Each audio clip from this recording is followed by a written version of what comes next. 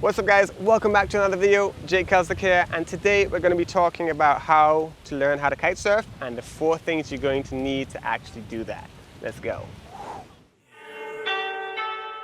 1, 3, 5, go! Coming from the wild, wild West Indies. Okay, so the first thing you're going to need is a little bit of time. Kiteboarding actually doesn't take that long to learn how to do it, but you are going to need anywhere from 10 to 12 hours to actually go all the way through to getting to a place where you're pretty self-sufficient. So that's the first thing you're going to need, is a few days or maybe a week of consistent time to actually take some lessons and get into the game.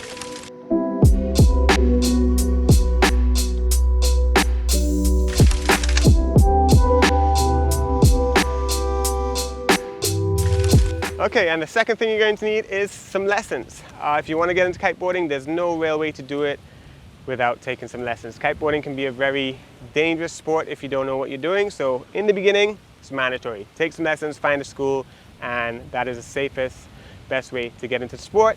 And lessons usually cost anywhere from 80 to 150 US an hour, depending on where you are and the school you go to. So you got to account for that as well, because there's no escaping getting some lessons.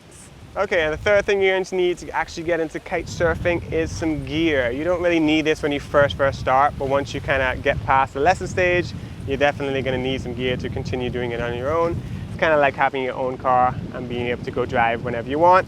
So the list of gear that you're going to need is a kite, a board, a bar, a harness, and a pump. And basically once you have all those things, you can pretty much go kiteboarding whenever you want.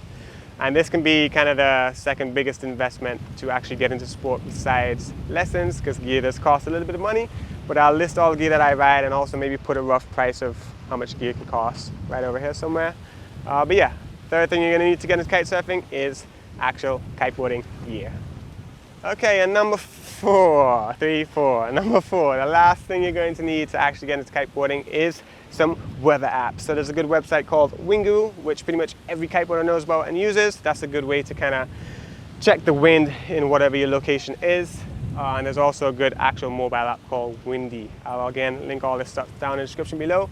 But yeah, a big part of becoming a kite surfer or a kiteboarder is actually becoming a weatherman or weatherwoman, because pretty much kiteboarding revolves 100% around the weather. If it's not good weather, if it's not good wind, there's no kiteboarding happening. So one of the extra things that you learn when you become a kiteboarder is learning about the wind and the weather.